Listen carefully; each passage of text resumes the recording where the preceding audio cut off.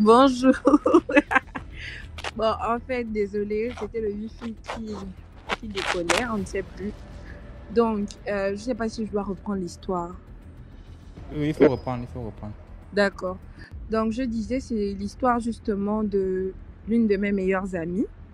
Et tout a commencé en fait lorsque elle est allée rendre visite à son arrière-grand-mère dans un quartier. Donc, l'arrière-grand-mère habitait loin en fait de là où elle restait. Et donc, l'arrière-grand-mère lui avait offert un, un haut. Donc, un haut stylé. Ce qui était tout à fait étrange parce que c'est une arrière-grand-mère et puis elle ne marche même pas vraiment. Donc, elle n'a pas vraiment de visiteurs. Donc, comment elle pouvait en fait trouver un haut tendance comme ça?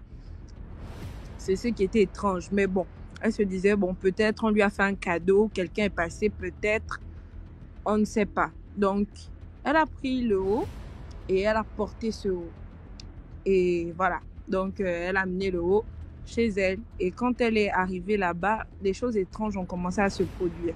C'est-à-dire, son arrière-grand-mère qui résidait hyper loin, elle sentait sa présence là-bas. Et son arrière-grand-mère marchait avec un bâton. Donc, elle écoutait comment une personne se déplaçait avec le bâton. Donc, et c'était vraiment étrange. Elle se disait que c'était des hallucinations. Bon, peut-être, voilà. Mais un soir, donc elle dormait avec ses autres sœurs. Et il faut préciser que ses autres sœurs sont aussi des demi-sœurs. Donc, ce sont les enfants que sa mère a eu avec un autre homme qui n'est pas son père. Donc, et ces sœurs-là, elles avaient décidé de rester avec elle. C'est-à-dire, elles ont dit non, si on part chez notre père, tu nous accompagnes. Et tout. Donc, c'est ce qui s'est passé. Donc, elle était en vacances, justement, chez le père de ses sœurs. Et au moment, en fait, où elles étaient en train de dormir, donc, la chose étrange s'est encore produite. Elle écoutait comment son arrière-grand-mère était en train de marcher. Mais cette fois-ci, c'était beaucoup plus fort. Et ensuite, elle sentait comment elle était rentrée dans la chambre. Et même étant sur le lit, puisqu'elle dormait au milieu de ses deux sœurs, elle a senti comment quelqu'un appuyait le lit. Donc là, c'était chaud. Et c'était pas elle seule, donc elle a sentir ces choses-là. Donc même ses sœurs à côté étaient là, elles sentaient ce qui se passait et tout. Donc au moment où l'arrière-grand-mère en question, c'est comme si elle venait de s'asseoir sur le lit. Donc l'une des sœurs la plus courageuse, parce que l'autre, elle suivait aussi la chose, mais elle n'osait pas dire un mot en fait. Donc la plus courageuse a dit, c'est qui? Qui es-tu? Que viens-tu faire ici et tout? Qu'est-ce que tu nous veux? Elle a crié et c'est comme ça qu'ils ont allumé la lumière et puis le papa en question est arrivé. Et donc elles ont expliqué toutes les trois le phénomène bizarre qui venait de se produire et tout. Donc, étant donné qu'il n'était pas le père de mon ami, donc ils sont allés voir des gens, donc les tradis praticiens, comme on dit chez nous au Gabon, les Nganga. Donc ils sont allés chez les Nganga. Et le Nganga en question a expliqué que non, effectivement, il y a quelqu'un qui cherche l'un de ces enfants-là. Donc, il faut mettre des protections. On va faire des protections, donc des scarifications et autres. Donc lui, n'étant pas le père de mon ami, il a dit, moi, je ne peux pas faire ça parce que je ne suis pas ton père. Mais je peux protéger mes enfants. Donc, ils ont fait on a fait les scarifications, les protections à ses deux sœurs. Mais elle, la pauvre, elle ne pouvait pas parce que déjà sur le plan spirituel, il n'a pas cette autorité-là de pouvoir faire quelque chose pour elle. C'est soit le père, soit la mère. Donc, pour éviter les problèmes, elle était... Voilà. Donc, et bon, elle se disait que c'était pas forcément elle. Hein. Pour le coup, elle n'avait pas encore fait le lien entre le t-shirt et puis les événements étranges. Donc, c'est comme ça qu'elle remonte sur Libreville. Elle remonte sur Libreville où elle est avec sa mère parce qu'à cause des... Justement, elle n'a pas pu être protégée. Le père a dit, bon, il faut que tu rentres chez ta mère. Il faut que tu rentres chez ta mère parce que moi, je peux rien faire. Il y a des choses étranges qui se passent. Moi, j'ai fait la protection à mes enfants. Maintenant, toi, il faut que tu retournes chez ta mère. Donc, elle allait rester avec sa mère. Donc, sa mère, elle gérait une boutique. Et voilà comment elle était assise sur un congélateur et un serpent est sorti de nulle part et il l'a piqué sur le doigt. Donc, elle a crié et tout. Vraiment, c'était vraiment un flash, quoi, qu'elle a vu vraiment le serpent la piquer. Donc, comme ça, on l'a amené automatiquement à l'hôpital. On a amené à l'hôpital. Et puis, à l'hôpital, on a expliqué que oui, on n'avait pas les Antilles. Je ne sais pas comment dire ça. Donc, voilà. Donc, et arrivé là-bas, donc le médecin a expliqué que justement, il n'y avait pas ces Antilles, ces vénines, Bref, voilà. Donc, l'antidote, en fait, Il ne faut pas raconter en même temps du oui, hein, ça nous dit ça. Nous... D'accord. Donc, la morsure de serpent. Donc, et après, à force de négocier, en donnant des prix peut-être exorbitants, en disant peut-être on va te donner 500 000, 1 million, parce que le père de mon ami, en fait, c'est un grand type. Donc, voilà. Donc, ils ont appelé pour un peu alerter et tout. Et puis, c'est comme ça que le papa a pu décaisser quelque chose. Et finalement, l'hôpital qui disait qu'il n'avait rien du tout, ils ont sorti quelque chose pour injecter. Donc, ils ont essayé d'injecter, mais ça ne passait toujours pas. Donc, elle a peut-être fait 3 heures ou 4 heures comme ça avec le garrot pour éviter que le venin ne remonte jusqu'au cœur. Voilà. Donc, elle est restée comme ça. Ensuite, on l'a gardée en réanimation et tout, mais son doigt commençait à être tout noir. Il n'y avait rien qui se passait et tout. Et donc, la mère a dû signer la décharge parce qu'à chaque fois, on disait qu'il faut qu'on coupe.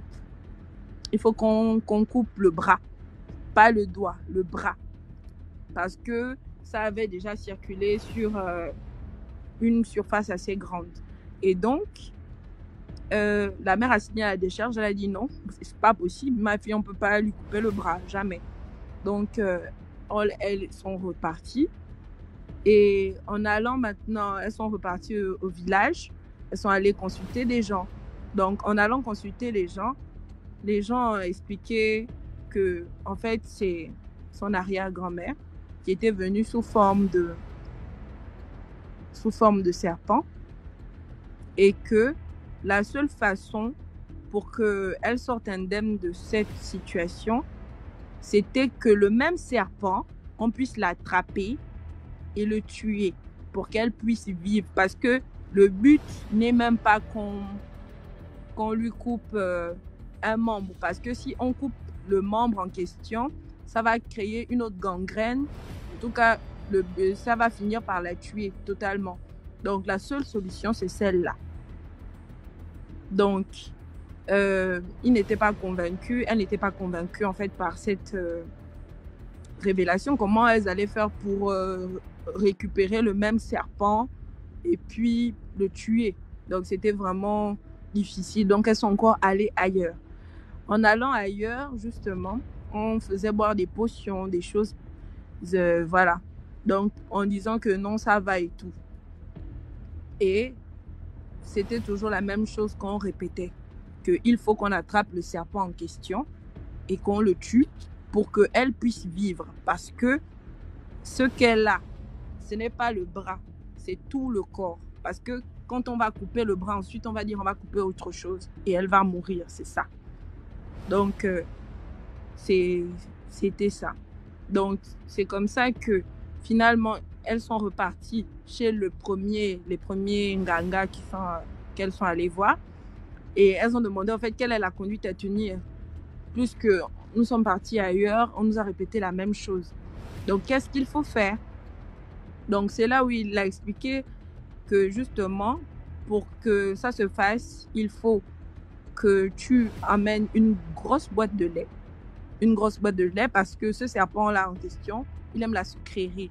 Donc, tu amènes une boîte de lait que je vais travailler. et tu vas aller déposer la boîte à l'endroit où l'enfant a été piqué par le serpent. Le serpent viendra et quand tu vas venir soulever la boîte, personne ne doit te voir, personne ne doit te toucher. Personne ne doit toucher cette boîte, sinon le serpent va s'enfuir. Et ce sera pour toujours, parce qu'on ne pourra plus jamais régler le problème. Donc, c'est la chose qu'elles ont fait. Donc, elle a allé prendre une boîte de lait. Il a travaillé dessus, donc il a dormi dessus. Et ensuite, elles sont allées déposer la boîte. La boîte a dormi quasiment à l'endroit en question parce qu'elle ne savait pas à quel moment le serpent en question devait rentrer et tout. D'abord qu'elle n'y croyait pas parce que la boîte était fermée. Comment il allait rentrer dedans? Donc, c'est ce qui s'est passé. Et quand la maman est venue porter la boîte effectivement était lourde maintenant. Donc, elle s'est assurée vraiment de marcher comme vraiment... Elle avait l'air même ridicule parce que les gens ne comprenaient pas pourquoi elle était comme ça. Donc, c'est-à-dire, elle a dû vraiment marcher sans que personne ne touche la boîte. Parce que le truc, c'était que personne ne devait toucher la boîte ou la toucher même elle-même. Sinon, le serpent devait s'enfuir. Donc, c'est ce qu'elle a fait. Et elle allait rapporter la boîte chez le nganga en question. Et une fois que la boîte a été déposée, ils ont pris le serpent et ils ont tué le serpent. Et quand ils ont tué le serpent, automatiquement, ils ont dit, là maintenant, vous pouvez repartir à l'hôpital. Ce qui est sûr, c'est qu'on va lui couper le doigt. Mais ça ne va pas gangréner. Là maintenant, elle a le top pour aller couper le doigt. Donc, c'est comme ça qu'ils sont partis à l'hôpital. Effectivement, tout était beaucoup plus simple. C'est vrai que c'était difficile pour mon amie de renoncer à son doigt, mais voilà, vaut mieux le doigt que le bras. Et on lui a coupé justement ce doigt-là. Et quelques temps plus tard, on a appris le décès de l'arrière-grand-mère. Donc, mon amie en question, elle vit, c'est une très belle femme. Et voilà. Mais malheureusement pour elle, elle a été victime de ça en son arrière-grand-mère. Donc, la morale de l'histoire, c'est vraiment faites attention aux présents que vous recevez. Parce que parfois, ces présents-là peuvent être, on va dire quoi, la localisation, le moyen pour vous atteindre. Faites attention aux cadeaux que vous recevez. Mon amie, elle a perdu un doigt à cause d'un cadeau. Elle aurait même pu perdre sa vie. Donc, c'est juste ça. Merci. Merci beaucoup pour l'histoire. Merci.